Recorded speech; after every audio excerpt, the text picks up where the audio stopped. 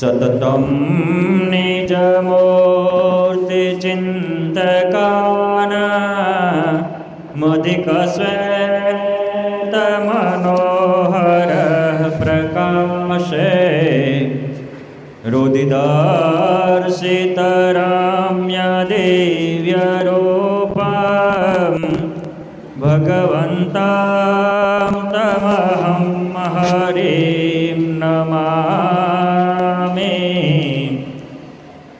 એવી કરુણા રસમય મૂર્તિ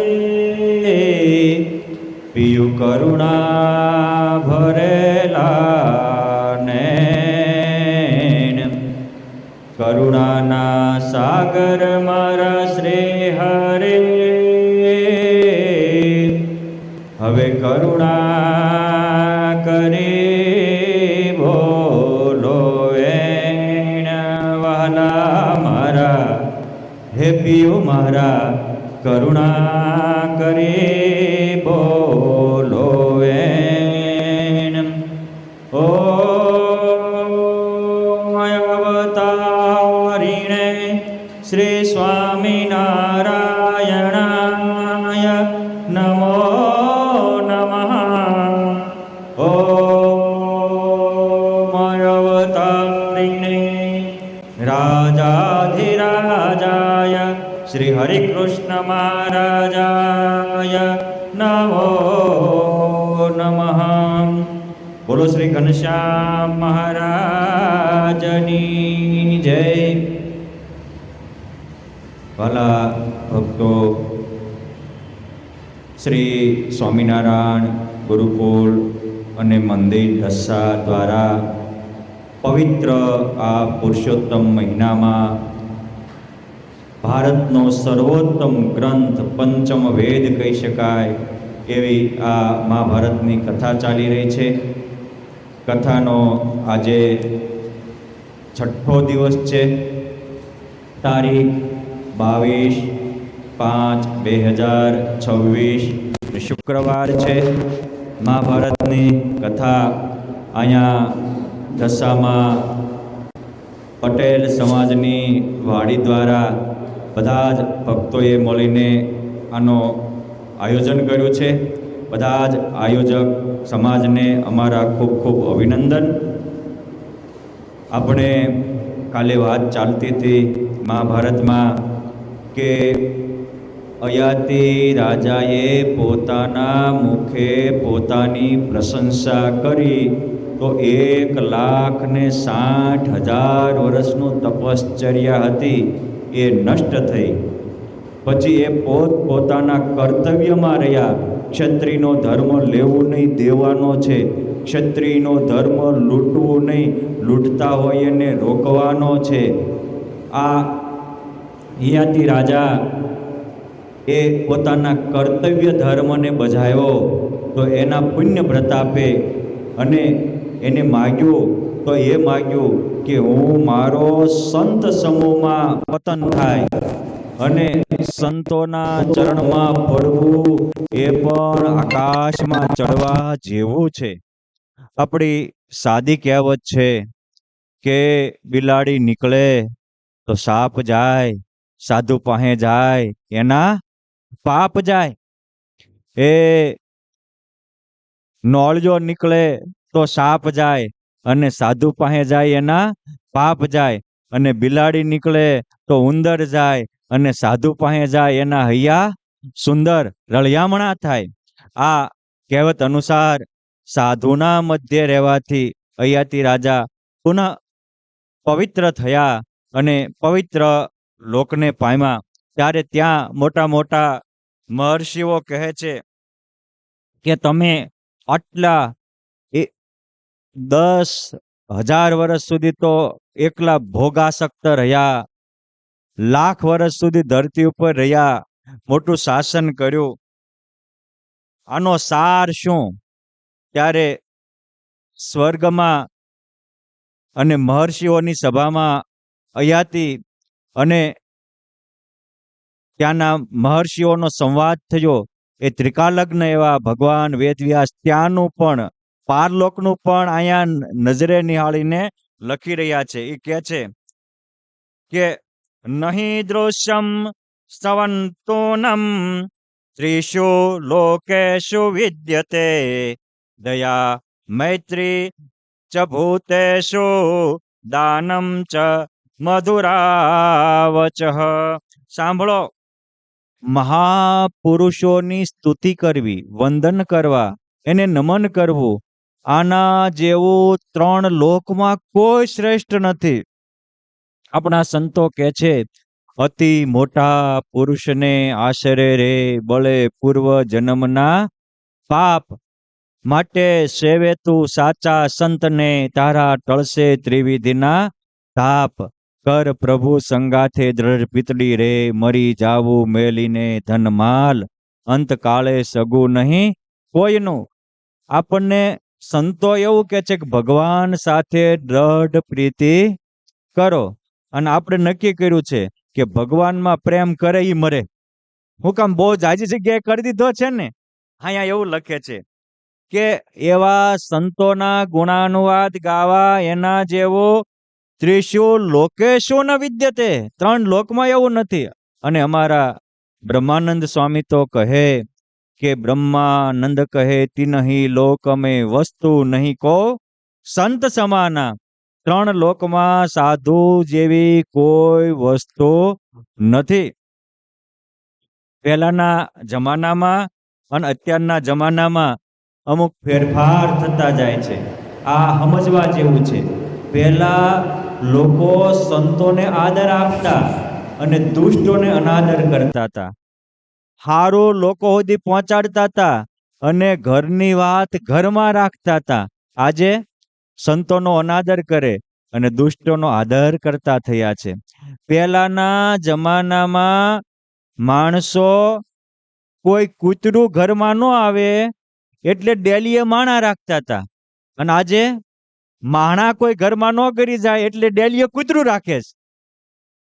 પહેલાના જમાનામાં જ્યારે ઋષિયુગ હતો, માગ્યા મેહુલા વરતતા હતા, કોઈ વાતની કમી નહોતી. એ સમયે લોકો ગાયું પાળતા હતા અને કૂતરાને બજારમાં રાખતા હતા. આજે ગાયું બજારમાં રખડે છે અને કૂતરા ઘરમાં રહે છે. તમે જો કાલે કરીને કળયુગ કેટલો રમવા માંડ્યો છે.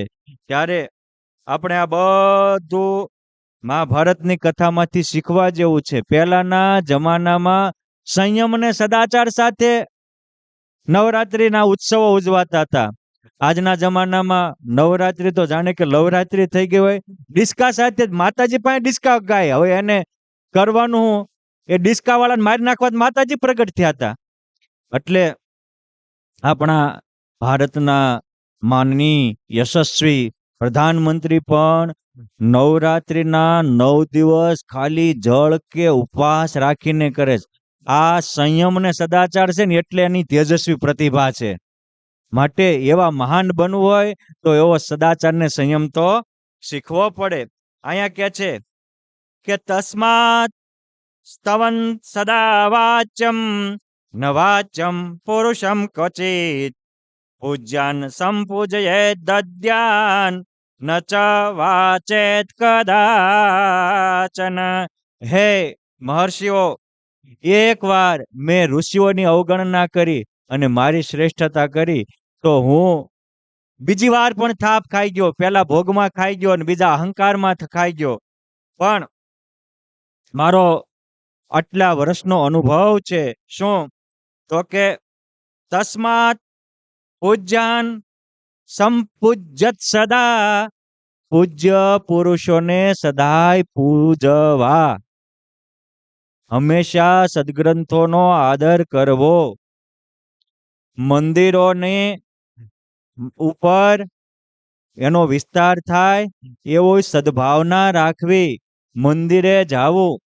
આજે તમે જોજો, ઇસ્લામ ધર્મને અનુસરતા હશે તો એની મસ્જિદે જાય, 5 વાર નમાજ પઢે. આપણે હિન્દુઓની વાતો કરીએ પણ ફોલો કાંઈ ન કરીએ. આપણે હાચા હોય તો હાચાને ફોલો તો કરો. અને આજે માણસો અબજો રૂપિયાની ટોકીજો બનાવે અને કે મંદિરમાં ખર્ચો કરવાની શું જરૂર છે? કરોડો રૂપિયાનો દારૂ, વ્યસન, ફેશનમાં વાપરીને દેશને, પરિવારને બરબાદ કરે અને સારું શિક્ષણનું ધામ થતું હોય કે ત્યાં શું જરૂર છે? આજે તો કેટલી વિકૃત મતી થઈ ગઈ છે. અહીં કે છે કે સુખી થવું હોય તો હંમેશા જે આદર યોગ્ય હોય,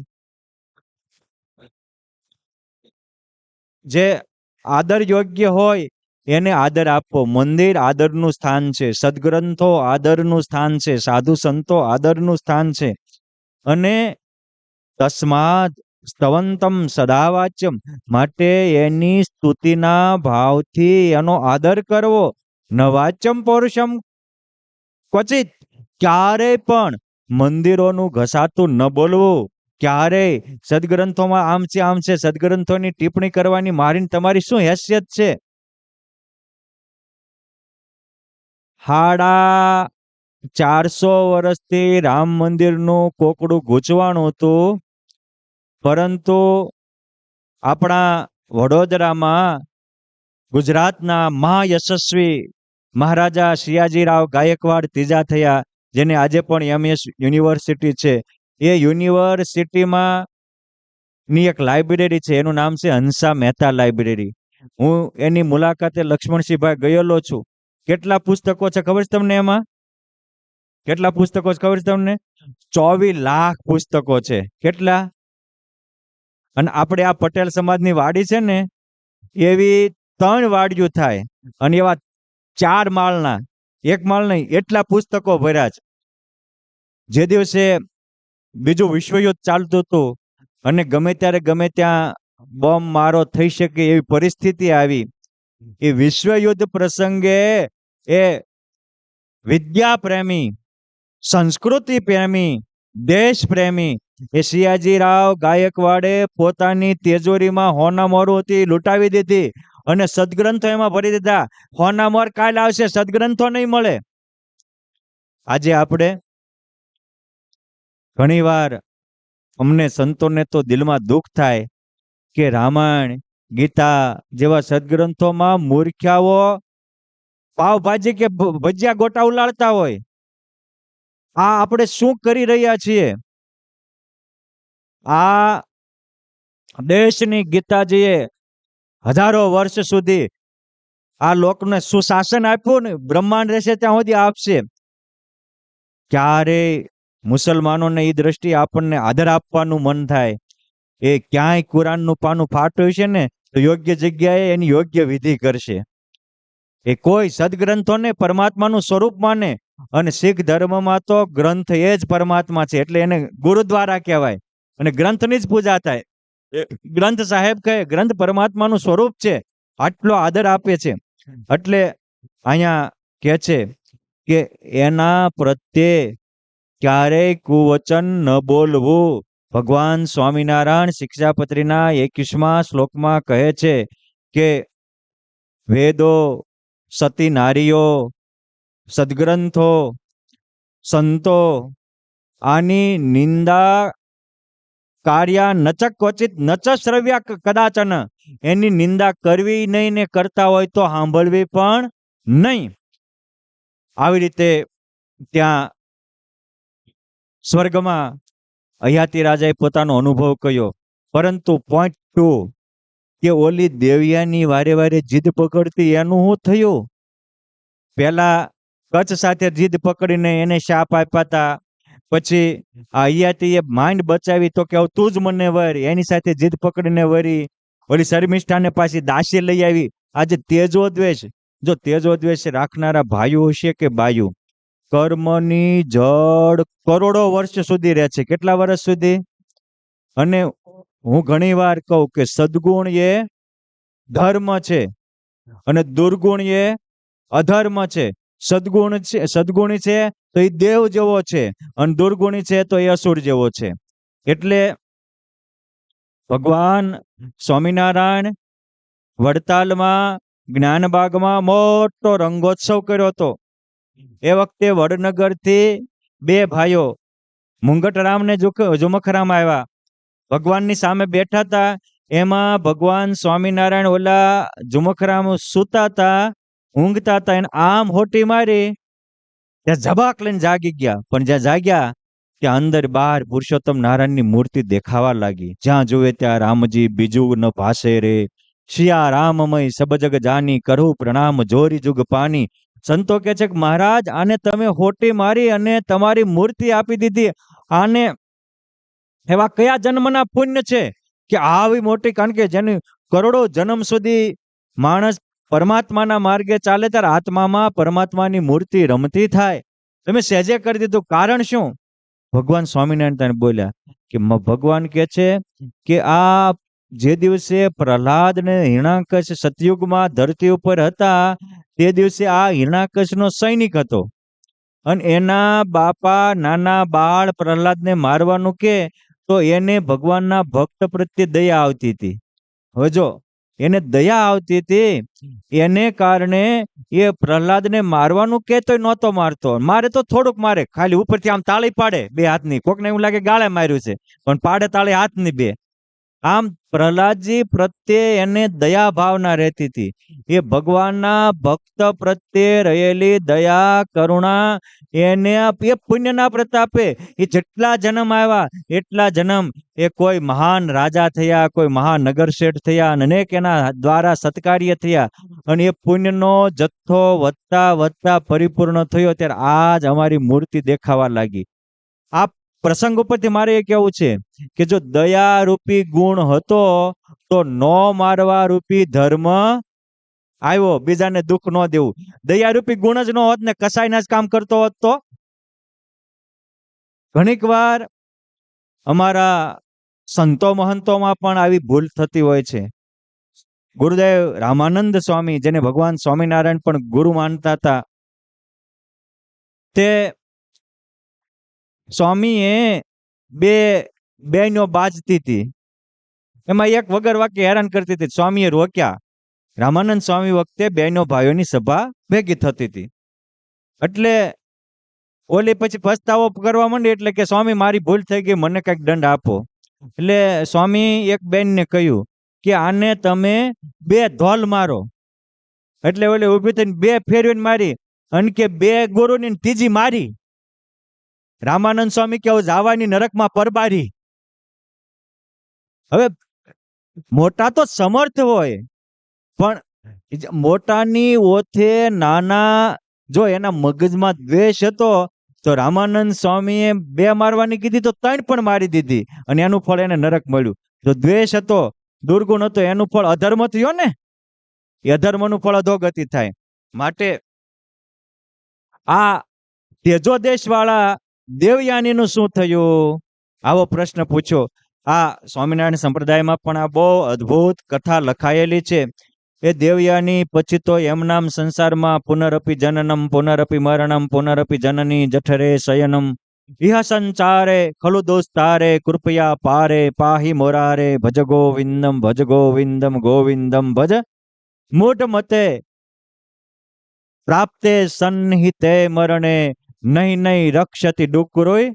મરી જવા હોય ત્યાં સુધી નકરી વિદ્યા ભણ ન કરી, થોડીક બ્રહ્મ વિદ્યા પણ ભણવી. આ આદિગુરુ શંકરાચાર્યનો આદેશ છે. જન્મ મરણના ચક્કરમાં ક્યારેક રંક થાય, ક્યારેક રાજા થાય, ક્યારેક ગધાડા થાય, ક્યારેક કૂતરા થાય, પરંતુ કરેલું કોઈનું જાતું નથી અને કર્યા વિના કાંઈ મળતું નથી. મારા બાલીડાઓ રોડે ગાડી દોડાવી હોય ને તો ટોલ ટેક્સ આપવો પડે છે, અને ગાડીમાં ગતિ કરવી હોય તો પેટ્રોલ નાખવું પડે છે. તો પરમાત્માને પામવા સુધીની ગતિ વગર પેટ્રોલ થઈ જશે, વગર ધર્મ નિયમ રૂપી ટોલ ટેક્સ ચૂકવા વગર ગતિ થશે. આ કરવું પડશે. આ ઘણીવાર પૂર્વના પુણ્યને કારણે જ્ઞાનની સ્મૃતિ આવે તો સત્કાર્ય કરતા હતા. એ પુણ્યના પ્રતાપે ભગવાન સ્વામિનારાયણ જ્યારે ધરતી ઉપર થયા ત્યારે આજ વિસ્તારમાં અહીંયા એ આજે પણ છાપરી જાનબાઈ નું કહેવાય છે. જાનબાઈ નું છાપરી આ વિસ્તારમાં જ એ ગામ છે. ત્યાં રાવત ચોતરા અને કામળબાઈ થકી વિક્રમ સંવત 1856 ભગવાન સ્વામિનારાયણ એક બાજુ લોજમાં આવ્યા અને બીજી બાજુ આ એ દેવયાનીનો જન્મ થયો. દેવયાની 14-15 વર્ષની હતી અને બ્રહ્માનંદ સ્વામી જેવા મહાન સંત વિચરણ કરતા કરતા ત્યાં ગયા અને બ્રહ્મ બોલના કવિ મહાબ્રહ્મચર્યની મૂર્તિ જેવા બ્રહ્માનંદ સ્વામીના બ્રહ્મપદ છંદા સાંભળી અને એ આખો કાઠી પરિવાર સત્સંગના રંગે રંગાયો. એક દિવસ એમના માતા પિતા રાવત ચોતરા, કામળબાઈ અને 2 જ સંતાનો જુઠ્ઠોભાઈ અને જાનભાઈ. જુઠ્ઠાભાઈ એના ભાઈ હતા મોટા અને જાનભાઈ નાના હતા. એટલે આ ચારેય બીજા પરિવારજનો સાથે સંઘ સાથે ગઢપુરમાં આવ્યા. વિક્રમ સંવત 1870 નો સાલ હતી. ભગવાન સ્વામિનારાયણે એ વખતે ગઢપુરમાં રામનવમીનો ઉત્સવ કર્યો હતો. આ રામનવમીના ઉત્સવમાં એ બધા જ મહારાજના દર્શને આવ્યા. મહારાજના દર્શન કરી પગે લાગીને બેઠા. એ વખતે ભગવાન સ્વામિનારાયણે આમ જ્યાં એમની સામુ જોયું, પુષ્પ હાથ પૂજા કરતા, મહારાજ આમ સામુ જોઈને ઓહો હો, આ તો શુક્રાચાર્યની દીકરી દેવયાની આવી કે. એટલે એના માતા પિતા જોઈ રહ્યા, આ દેવયાની ક્યાંથી? ત્યારે મહારાજ કે છે કે આ તમારી જાનુ એક દેવયાની નો અવતાર છે. અને એમ કહી અને ભગવાન સ્વામિનારાયણે એના પૂર્વના 1 જન્મના નહીં હો, 10,000 જન્મનું જ્ઞાન કરાવ્યું. અને આમ ધાડ ધાડ ધાડ ધાડ ધાડ જેમ પિક્ચરમાં એક પછી એક ચિહ્ન બદલાતો જાય. આ જન્મે આ કર્યું એટલે આ ગતિ થઈ, આ જન્મે આ કર્યું એટલે આ ગતિ થઈ, આ જન્મે આ કર્યું એટલે આ ગતિ થઈ. રાડ ફાડી ગયા. આ તો સારું છે આપણે આજે શાંતિથી આઈસ્ક્રીમના ગોળા ખાવી છીએ, ક્યારેક મંચુરિયન ને બટેટા પૌવા કે સારું સારું જમી શકીએ, આપણને જ્ઞાન નથી એટલે. અને ક્યારેક વિચાર આવે હો લક્ષ્મણ બાપા, ક્યારેક આપણો આ જન્મ હું કામ આવ્યો એવું જાતને પૂછો. કેમ કે આ બહુ મહાભારતની કથા આત્મનિરીક્ષણ માટેની કથા છે અને નિજ દર્શન એ ઈશ્વર દર્શન તુલ્ય છે. તો એ ખબર પડે કે હું કરતા હતા જન્મ આવ્યો, અત્યારે કરવી એનું ઈ કરવાનું નહોતા કરતા, નહોતું કરવાનું એ વધારે કરતા હતા એટલે જન્મ આવ્યા છે. સીધી બાબત છે. આને કરવાનું ન કર્યું, ન કરવાનું કર્યું. અને આજે તો વૈજ્ઞાનિકોએ સિદ્ધ કરી બતાવ્યું છે પુનર્જન્મ છે. પુનર્જન્મની 3,000 ઉપરાંત ઘટનાઓની કામરેજ અને હાર્વર્ડ વગેરે યુનિવર્સિટીના પ્રોફેસરો ભેગું કરીને મોટી પુસ્તક આવડું મોટું લખ્યું. નકર આપણો જે હિન્દુ ધર્મના ગ્રંથો છે ને હરેશભાઈ, એટલા બધા સાયન્ટિફિક છે. આપણું એક પણ ધર્મ સાયન્સને વિરોધ નહીં કરે. આજથી હજારો વર્ષ પહેલા આપણા ગ્રંથોમાં મુનિઓએ લખ્યું હતું કે પૃથ્વી સૂર્યની પ્રદક્ષિણા ફરે છે. તો આપણને એમ થાય પણ આપણને તો સૂર્ય ફરતો દેખાય છે, તો એને એક્ઝામ્પલ આપ્યું. એ વખતે આવા રોડ ને ટ્રેનો નહોતી, પણ સ્ટીમરો તો ભારતમાં રામા અવતાર વખતે એથી નાવકામ બહીને ભગવાન પાર ઉતર્યા હતા. સ્ટીમરોની વ્યવસ્થાઓ હતી, વિમાનો પણ હતા. ભગવાન રામના ગુરુ હમણાં આવશે ભરતજી, કે જે ભરતજીએ શિક્ષા લીધી ભારદ્વાજ ઋષિનો આશ્રમ. હે ભારદ્વાજ ઋષિએ યંત્ર સર્વસ્વમ નામનો ગ્રંથ લખ્યો છે. આજે જર્મની જાપાન વાળા લઈ ગયા અને એ લોકોએ સ્ટડી કરીને એમાં પ્લેનો બનાવવાનું વિદ્યા એમાં શીખ્યા છે. યંત્ર સર્વસ્વમ ભારતનો એક ગ્રંથ છે અને એમાં 46 પ્રકારના ફ્યુઅલ, કેટલી સ્પીડમાં કયું પ્લેન હાંકવાનું એટલું એવું ફ્યુઅલ, અને 156 પ્રકારના વિમાન કેમ બને એની વિગત લખેલી છે. જે દિવસે આજે આપણે જેને આદર્શ માનીએ છીએ એને કપડા પહેરવાની ખબર નહોતી. કોઈ માંદો પડે તો કાપો મૂકીને લોહી કાઢીને હાલ્યા જતા, જીવો જીવો નકર મરી જાય. અમેરિકાનો પ્રેસિડેન્ટ કેનેડી એ રીતે મરી ગયો. માંદો પડ્યો ટ્રીટમેન્ટ કરવાની હતી, કે લોહી કાઢી નાખ્યું, કઈ ખરાબ હોય છે નીકળી જાય છે. એમ ઓલો જે વૈદ્યના હશે એ કાપો મૂકીને ગયા, કે લોહી બધું નીકળી ગયું, હવારથી પ્રેસિડેન્ટ ગુજરી ગયા. આટલી જેની હતી એ વખતે ભારતના ઋષિ મુનિઓ પાસે સંજીવની હતી. આપણું આયુર્વેદ પણ એટલો આગળ હતો, આપણી યંત્ર વિદ્યા પણ એટલે આગળ હતી, આપણું સ્થાપત્ય કલા પણ એટલે આગળ હતું. આમાં હમણાં આગળ બધી શિક્ષા વ્યવસ્થાઓ આવશે. કહેવાનું કે આપણે ઈ પાછું આપણે જગાવવાની જરૂર છે. આપણે કોકના પાસે લાંબા હાથ કરવાની જરૂર નથી. એ આપણામાં મોઢું નાખીને જોવાની જરૂર છે. વિદેશીઓ આપણાથી પ્રભાવિત છે અને આપણે એનાથી પ્રભાવિત છીએ. માટે સમજવા જેવું છે. આ દેવયાની ભગવાને એને હજારો જન્મનું જ્ઞાન આપ્યું. રાડ નાખી કે બાપ આમાંથી બચાવો. ભગવાન કે એવું કરવાનો આરો ઈશ્વરની આરાધના છે. આ પુનરપી જન્મની હું વાત કરું છું કે આ બધું જ હતું. આપણા ઋષિ મુનિઓએ કરેલા એક એક એને કીધું હતું કે જેમ મોટું નાવકા સમુદ્રમાં ફૂટપાટ જતો હોય ને તો નાવ દોડ્યું જતો હોય ને લાગે સમુદ્ર ફરે છે. એ એક્ઝામ્પલ આપીને કીધું હતું કે પૃથ્વી બહુ સ્પીડમાં જાય છે ને એટલે આપણને એવું લાગે છે કે સૂર્ય ફરે છે. એ આજથી હજારો વર્ષ પહેલા ઋષિ મુનિઓ આ એક્ઝામ્પલ આપ્યું હતું. મારે કહેવાનું કે આપણા ગ્રંથો ક્યારેય સાયન્સને અથડાશે નહીં. ઓરવો નામના વૈજ્ઞાનિકે એટલું જ કીધું કે આ જીવ મરે પછી બીજો જન્મ લે છે તો એના ધર્મગુરુઓએ હો બાઇબલ ને કુરાન ના માનનારાઓએ ઉભો દિવાલમાં રાખીને હળગાવી દીધો કે તારો બીજો જન્મ થવાનો છે, તું ક્યાં મરવાનો છે? આપણા ઋષિ મુનિ વર્ષો પહેલા લખ 84 નું કીધું. ભગવાન સ્વામિનારાયણ પણ વચનામૃતમાં બોલ્યા કે અમે પૂર્વે વન વિચરણ કરતા ત્યારે એક નાગડા બાવાની જમાત મળી, અમને ઘાસ તોડવાનું કીધું, તમે કીધું કે એમાં જીવ હોય ન તોડાય. આપણા જગદીશચંદ્ર બોઝ થયા એ તો આઝાદ ભારતના કાળમાં થયા, એને પ્રયોગ કરીને સિદ્ધ બતાવ્યું. પણ મારે એ કેવું છે કે આપણા એક એક ગ્રંથો સાયન્સને ક્યાંય નહીં અથડાય. ભારતીય ગ્રંથો અને વિજ્ઞાન એ બે પેરેલલ હાલ્યા જાય છે. એટલે ધર્મ અને વિજ્ઞાનની સમન્વય કરવાની છે. અને બીજા જેને લખેલા ગ્રંથો છે એ વારે વારે વિજ્ઞાન સાથે અથડાશે. અને એટલે આજે એ લોકોના એના ગ્રંથો ઉપરથી શ્રદ્ધા ઉડતી જાય છે અને આપણા ગ્રંથો ઉપર બેહતી જાય છે. અને આપણે હજી એમાં આમ લખ્યું છે, એટલે ગીતામાં હું લખ્યું છે ક્યારેક જો મારા વાલીડા વેદ વાંચ, મહાભારત ખોલ, એ ક્યારેક ભાગવત નું પાનું ફેરવ તો બટુક દાદા સંતો એક દી એક ઘરે પધરામણીએ ગયેલા, પછી ત્યાં પૂજા કર્મ કરી અને સંતો તો નીકળી ગયા, તો ત્યાં ભાગવત નો ગ્રંથ પડ્યો હતો. વૈયા ગયા પછી એનો યુવાનીઓ આવ્યો, એ કે સાધુ સંતો ઘરે લવાય જ નહીં.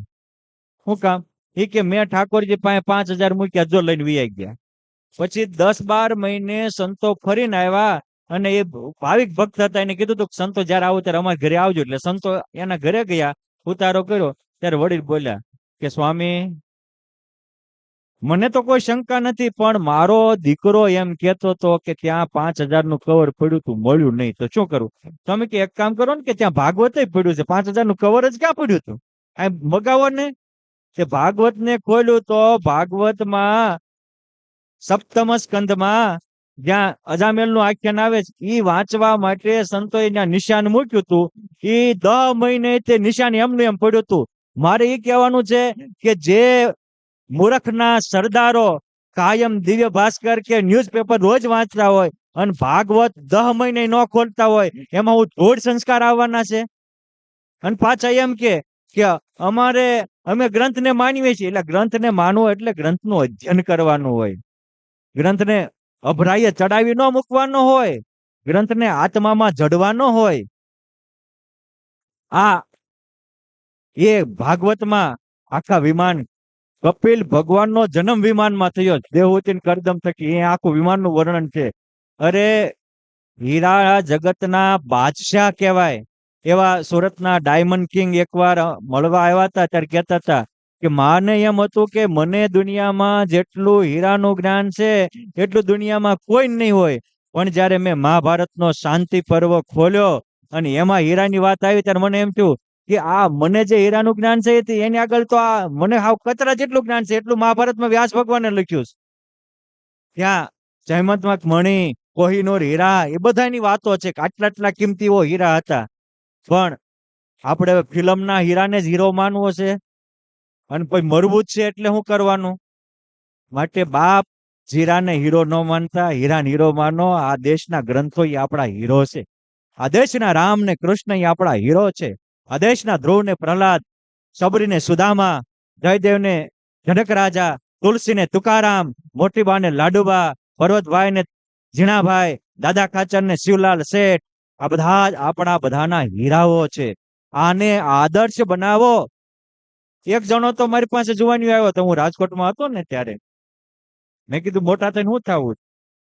મને કે સ્વામી મારા હનુમાનજી જેવા થવું છે. એટલે મેં સહજ પૂછ્યું, મેં કીધું આ ભીષણે તારું પેટ ફાટી ગયું છે પૂછ્યું છે? ના ના સ્વામી, મને કે અત્યારે એવી ફેશન છે. મેં ક્યાંથી કાઢી? કે ફિલ્મ નો હીરો એ ફાટલું પહેર્યું એટલે હું આ પહેરું. મેં કીધું લ્યા ગાંડા, હારા હીરાની ફિલ્મના હીરાની કોપી કરેશ અને હનુમાન થવાની વાતું કરેશ. હનુમાન થવું હોય તો હનુમાનજી જેવો સંયમ શીખ, હનુમાનજી જેવી પવિત્રતા શીખ, હનુમાનજી જેવી ભગવાનના ચરિત્રનો રચ્યો થા, ભગવાનના કામ કરવાનો આતુર થા. હવે આદર્શ પિક્ચરના હીરાને માને અને વાત આવા સબરી કે સુદામા જેવા થવાની કરે, કોઈ કાલે બને? માટે બોલવીથી કાંઈ ન થાય, કરવું જોઈએ. ભગવાન વ્યાસ કહે છે કે માણસને ઓળખવો કઈ રીતે? મને મારે ઓળખવું હોય, તમને ઓળખવું હોય તો વ્યાસ મહાભારતમાં એ પણ બતાવે છે કે નવરા પડવી ત્યારે આપણે શું ધંધો કરવી છે એવા છીએ. પિક્ચરનું ઓલી સિરિયલ લઈને બેઠા હો ને કયા પિક્ચરમાં અટકો છો? જો હારામાં અટકો તો હારા ને ખરાબમાં અટકો તો ખરાબ. પેપર લઈને બેઠા અને કયા એમાં કઈક સારો સંદેશો હોય ત્યાં અટકો છો કે કોકના ખૂન ખરાબીના કે રેપના કેસ હોય એમાં અટકી જાવ છો? એ આપણે રેપ વાળા જ છીએ એટલે ખરાબ હંમેશા ખરાબમાં અટકશે. એટલે આપણે કેવા છીએ એનું માપ શું? ક્યાં અટકીએ છીએ એ. જો હારામાં અટક્યા તો ભટકવું નહીં પડે, ખરાબમાં અટકશું તો લટકવું પડશે અને ભટકવું પડશે. માટે સંતો કે છે કે આ જીવ આટલું જ સમજી જાય કે ક્યાંથી છટકવું, ક્યાં ટકવું, આ બે શીખી જાય તો ભટકવું ન પડે. ક્યાં અટકવું, ક્યાંથી છટકવું, ક્યાં અટકવું, ક્યાં ટકવું, આટલું શીખી જાય તો ભટકવું ન પડે. આ દેવયાનીને એટલા જન્મનું જ્ઞાન આપ્યું, રાડ નાખી ગઈ. પછી તો ઘરે ગયા, એમના માતા પિતાને કહે છે કે હવે મારે પરમાત્માની સાધના આરાધના કર્યા સિવાય બીજું કાંઈ કરવું નથી. મહાભારત તમને એક એક પ્રસંગમાં કર્મનો સિદ્ધાંત સમજાવશે. એ દેવયાનીએ જીદ પકડી તો આટલા દુઃખ ભોગવવા પડ્યા. પછી ઈશ્વરના રસ્તે આવી ત્યારે ઉદ્ધાર થયો. પછી તો દિવસે આખો દી માળા કરે અને રાત્રિએ મસ્તકે પોતાનો ચોટલો નાટે બાંધી ઊંચા હાથ રાખી આખી રાત પણ સાધના આરાધના કરે. ફરી એકવાર એમના માતા પિતા ગઢપુર ભગવાનના દર્શને જતા કહ્યું, બેટા જાનુ આપણે ગઢપુર દર્શને જઈએ છીએ, આવું જ? ના, હવે મહારાજને કહેજો, મહારાજ અહીં મારી પાસે આવશે. માતા પિતા પરિવારજનો ગઢપુર આવ્યા. મહારાજ કહે છે કે જાનુને ન લેતા આવ્યા? અરે મહારાજ, એ તો હઠ પકડીને બેઠી છે કે મહારાજ હવે મારી માટે આવશે. મહારાજ કે એ જાનુની હઠ નથી, તમારા ગામને ઇતિહાસમાં અમર બનાવવાનું છે, હજારોને સુખરૂપ કરવાનું છે. અને એ તમારું અમે જ્યાં આવશો તો એ છાપરી પણ અમર બની જશે. માટે જાનુની ટેક સાચી છે. અને અમથોય તે કે દેવયાની છે ને એકવાર પકડે એટલે મૂકે નહીં. પછી ભગવાન સ્વામિનારાયણ વિક્રમ સંવત 1881 મહાસુદ દશમે દાદા ખાચરને પરણાવવા ગયા. એકાદશીના ત્યાં લગ્ન લેવાના. બારસની વરોઠ એટલે વર તરફથી જમણવાર થયો. અને પછી ભગવાન સ્વામિનારાયણ વળતા આવતા હતા ત્યારે ભગવાન એક રૂપે ગાંડલા રોકાણા અને ગાંડલાની મૂળી માને દિવ્ય દર્શન દીધા.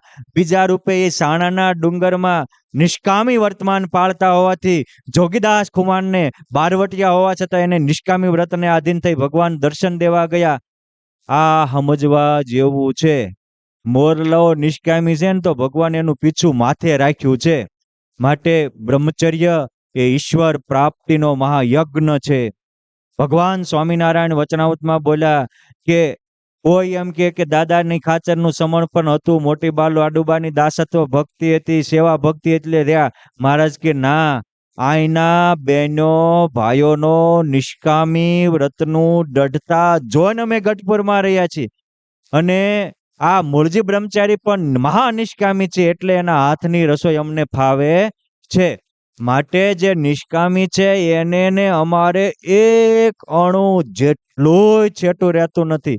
અર્થાત આપણે પરમાત્માને આપણી પાસે લાવવા હોય તો બ્રહ્મચર્ય તો પાકું કરવું પડશે ને પડશે. આ બ્રહ્મચર્ય પાળી અને જોગીદાસ બારવટું કરતા તોય પુરુષોત્તમ નારાયણના નિષ્કામી વર્તમાનને કારણે એને દર્શન દીધા. અને એ જ વખતે ભગવાન સ્વામિનારાયણ અનંત સખાઓ અને મોટીબા લાડુબા વગેરે બહેનોને લઈ અને બીજા દિવ્ય રૂપે વિક્રમ સંવત 1881 મહાસુદ 14 ને દિવસે ભગવાન એ વખતે ઢસા થઈ, આ 14 જાય ઢસા આવ્યા હતા અને પછી માલપુરે જઈને રાત રહ્યા હતા. આજથી 201 વર્ષ પહેલા એ જ દિવસે ભગવાને ત્યાં જાનબાઈને દર્શન દીધા અને મહારાજ કહે છે કે જાનો હવે અરે મહારાજ તમારી 12 વર્ષથી આવો રઘુરામ બાપુ પધારો. અહીંયા આપણે પરબની જગ્યાના મહંત બાપુ પધાર્યા છે. એકવાર આપણે એમને તાળીઓના નાદથી વધાવીએ. આવો. ત્યારના મહારાજ કહે છે કે હવે કાંઈ કેવું છે મહારાજ, પેલા મારા હાથનો થાળ જમો. એ જાનબાઈએ થાળ બનાવ્યો. ત્યાં ભગવાન સ્વામિનારાયણ એમના હાથનો થાળ જમ્યા. મહારાજ કે હવે મહારાજ હવે તમારી વાટે વાટ. મહારાજ કે કાલ પૂનમ છે, આવતી પોષ સુદ પૂનમને દિવસે અમે તમને તેડવા આવશું. ત્યારે જાનબાઈ કે છે કે મહારાજ હું એક નહીં અમે 3 છીએ. મહારાજ કે 3 કોણ? એક મારી માસ્યાઈ બેન છે અને એના ભૂલમાં જીવનમાં શરત ચોકથી ભૂલ થઈ ગઈ અને પછી મોઢું દેખાડવા જેવું ન રહ્યું એટલે એને આત્મહત્યા કરી એને કારણે એ મરીને ભૂત થઈ છે. એક વાત યાદ રાખજો, આત્મહત્યા કરવાથી કોઈ પ્રશ્નના સોલ્યુશન થતા નથી. ઉલટાના બીજાને દુઃખ દેવાના હેતુથી કોઈ કારણોસર આત્મહત્યા કરી એટલે ફરી ભગવાન મનુષ્ય જન્મ આપતા નથી અને હોય એના કરતા 1000 ગણું દુઃખ ભોગવવું પડે છે. માટે મારી વિનંતી છે કે ક્યારે આપણા જીવનમાં ન સહેવી શકાય ન કોઈને કહી શકાય એવું દુઃખ આવે ત્યારે મારા બાપ ભોગ સાચા સાધુ સંતોના પગ પકડજો, પામી જશે, ઉગાડી લેશે. આપણા સંત મૂળદાસે ઉગાડી જ લીધા હતા ને. માટે એ ધંધો ન કરતા. આ બીજી એ મારી બેન પણ હતી, એ વાસનાને કારણે મરીને ભૂતળી થઈ છે, એ કે આત્મહત્યા. પરંતુ પછી બેયને પછતાવો થયો એટલે હું રોજે હે મહારાજ તમારા ગુણાનુવાદ એને સંભળાવું છું અને એટલે ભગવત ચરિત્ર સાંભળીને એના જીવન પવિત્ર થયા છે. માટે મહારાજ અમે પરસ્પર કોલ કર્યા છે. હવે તમે જુઓ, ખરાબના સંગ કર્યો તો પવિત્ર કુળમાં હતા તો મરીને ભૂત થયા અને ભૂત યોનિમાં ગયા પછી પણ જાનબાઈ જેવા એક મહાન સંત સતી નારીનો સંગ કર્યો તો એ અદ્ભુત બની ગયા. ભગવાન સ્વામિનારાયણ કે કોલ આપીએ છીએ, તૈણીને તેડવા આવશું. અને પછી ઇતિહાસ સાક્ષી પૂરે છે કે વિક્રમ સંવત 1881 પોષ સુદ પવિત્ર પૂર્ણિમા, એ પૂર્ણિમા ફાગણ સુદ પવિત્ર પૂર્ણિમાના દિવસે ભગવાન સ્વામિનારાયણ અનંત વિમાન લઈને તેડવા આવ્યા. એના માતા પિતા કામળબાઈ, રાવત ચોતરા, જુઠા ચોતરા અને આખા ગામને દર્શન દઈ ડંકો વગાડી અને ભગવાન સ્વામિનારાયણે ઠેઠ સતયુગ વખતથી પરમાત્માને પામવા ઝંખતી જાનબાઈનો આ જન્મે ઉદ્ધાર કર્યો. એ પુરુષોત્તમ નારાયણ આપણને પણ મળ્યા છે, આપણો પણ ઉદ્ધાર કરશે ને કરશે. વિશ્વાસ રાખજો. આ સત્સંગ દિવ્ય છે, અણમોલ ખજાનો છે. આટલી વાત કહી ત્યારે જન્મેજય રાજા કે છે તમે આ હયાતિ અને દેવયાનીનો તો વિસ્તારથી આખ્યાન કહ્યું, પરંતુ હવે અમારા વંશની કથા કહો. ત્યારે વૈશંપાયન મુનિ કહે છે કે સાંભળો, તમારા પિતાશ્રી પૂર્વજ હયાતિ એમના પુત્ર પુરુ થયા. એ પણ એવા જ યશસ્વી હતા, તેજસ્વી હતા, પ્રજાપાલક હતા અને યોગ્ય વ્યક્તિને યોગ્ય અધિકાર દેનારા હતા. એ પુરુ રાજાના વિશ્વજીત રાજા થયા, એના સયાતિ રાજા થયા, એના ઋતુરાજ રાજા થયા અને એના ઇલિન રાજા થયા. ઇલિન રાજાના પુત્ર પ્રતીક થયા. પ્રતીકના ધર્મપત્ની સુદક્ષિણા, એ એ પ્રતીકના ધર્મપત્ની સુદક્ષિણા, અને સુદક્ષિણા થકી જે પુત્ર થયો એનું નામ હતું દુષ્યંત. એ દુષ્યંત મહારાજાની હું કથા કહું છું કે એક પછી એક સવાયા રાજાઓ થયા હતા, અને એમાં પણ આ દુષ્યંત એવા હતા કે ક્યારેય એની પરધન કે પરનારીમાં મતિ બગડી ન હતી. એના રાજ્યમાં માગ્યા મેહુલા વરસતા હતા, ટાણે ટાણે વરસાદ આવતા હતા, ક્યારેય માવઠા થતા ન હતા, ક્યારેય ભૂકંપ, અતિવૃષ્ટિ કે અનાવૃષ્ટિ થતી ન હતી. દીકરાઓ જીવતા હોય, અરે મા બાપ જીવતા હોય ત્યાં સુધી કોઈ દીકરાઓ મરતા નહીં, એવું નહીં. વૃદ્ધ અવસ્થામાં પણ બધા નિરોગી થકા, સ્વતંત્ર થકા, કોઈની સેવા લીધા વિના પરમાત્માને પામતા હતા. આ રાજાના પુણ્ય પ્રતાપથી બધી જ પ્રજા સુખી હતી. એક દિવસ આ મહારાજા દુષ્યંત મૃગયા કરવાના હેતુથી વનમાં ગયા. વનમાં જતા જતા મૃગલું તો દૂર નીકળી ગયું, પણ મહામુનિ કણવ ઋષિના આશ્રમમાં આવ્યા. એ વખતના એક કણવ ઋષિ એક મહાન તપસ્વી, મહાન યશસ્વી, મહાન તેજસ્વી અને અનેક વિજ્ઞાનના શોધનારા સંત હતા. એ ના આશ્રમમાં શકુંતલા એમની દીકરી તરીકે ત્યાં રહેતી હતી. ઋષિ યજ્ઞ કરતા હતા, અને ઋષિના સવારના પૂજાના બધા જ પૂજાની પૂજાપા રૂપે શકુંતલા પુષ્પ તોડતી હતી. એ શકુંતલાને જોઈને દુષ્યંતને દિલમાં મનમાં ક્ષોભ થયો, એટલે એ સીધા જ ઘોડેથી ઉતર્યા અને આવી અને દુષ્યંત શકુંતલાને કહે છે, સાંભળ, ન પાપ કૃત કચ્છિદ આસીત તસ્મિન રાજની શાસતી સ્વધર્મે રેમી રે વર્ણા દેવે કર્મણિ નિસ્પૃહા. આ દુનિયામાં ક્યારે મારી મતે મારી પત્ની સિવાય બીજે જાય નહીં, અને આજ તને જોઈને મારી ચિત્તમાં ક્ષોભ થયો. એટલે એનો અર્થ એ થયો કે તું ભલે આ ઋષિના આશ્રમમાં રહી, પણ બ્રાહ્મણની દીકરી નથી. તમે વિચાર કરો, આ કેટલા સંયમી હશે. એ મોટી બા અને લાડુબાને લાખ લાખ વંદન કરવાનું મન થાય કે ભગવાન સ્વામિનારાયણે વિક્રમ સંવત 1873માં ગઢપુરમાં ભવ્ય અન્નકૂટ કર્યો હતો, જેના યજમાન મોટી બા લાડુબા હતા. જ્યાં અન્નકૂટ કર્યો ત્યાં ભગવાન સ્વયં મૂર્તિમાંથી વાસુદેવ નારાયણ પ્રગટ થઈને અન્નકૂટ જેમાં સવારમાં પૂજામાં પણ દર્શન દેતા હતા. અરે સત્સંગી જીવનમાં તો ત્યાં સુધી લખ્યું કે બ્રહ્મરૂપ થયેલી બ્રહ્મકુમારીઓ જ્યારે અન્નકૂટમાં પૂરી વણતા હોય તો પૂરી ઉપર દર્શન દે, તળતા હોય તો તવામાં દર્શન દે, ઘડો લઈને પાણી લેવા ગયા હોય તો ઘડામાં ઘનશ્યામના દર્શન થાય. આવી સ્થિતિને પામેલા યજ્ઞની સેવાથી પ્રસન્ન થઈ અને એક જગદંબાએ દર્શન દીધા, અને એ જગદંબાના દર્શન થતા બધી બહેનો જોઈ રહી. દિવ્ય તેજસ્વી માં જગદંબા હતા.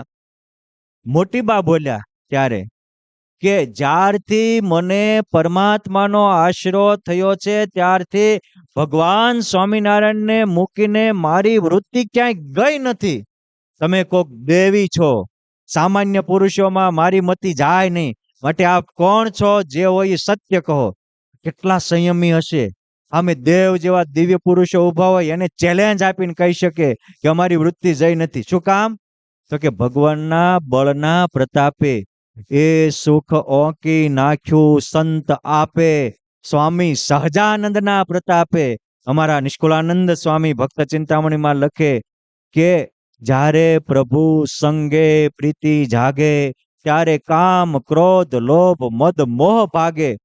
હજી આપણામાં કામ ક્રોધ કે મદ મોહ રમતા હોય તો સમજવાનું કે આપણી ભગવાનમાં પ્રીતિ જાગી નથી, આપણું દિલ સાચામાં લાગ્યો નથી. બાકી જો એકવાર પરમાત્મામાં પ્રીતિ જાગે તો દોષો એની મેતે રવાના થાય. મારા બાપ અંધારા અંધારા કીધે અંધારા ન જાય, અંજવાળું કરો એની મેતે સૂર્ય વયો જાય. એમ આત્મામાં પરમાત્માની મૂર્તિ ધારો, હું જ બ્રહ્મ છું ને મારામાં પ્રગટ પરબ્રહ્મ છે. હું સ્ત્રી નથી, હું પુરુષ નથી, હું નાની નથી, હું મોટી નથી. બાપ હું તો મહારાજ અને વયમ અમૃતસ્ય પુત્રા, હું માટે અજર અમર છું. આપણી જાતને પહેચાનો, પામી જાઓ. અહીંયા એ કહે છે દુષ્યંત કે મારી મતિ ભ્રમિત ન થાય, તારને જોઈને મારી મતિ ભ્રમિત થઈ, તું છો કોણ? ત્યારે કહે છે કે દેશનો જે શાસક હોય, ગુરુ હોય, પિતા હોય, એની પાસે ખોટું બોલાય નહીં.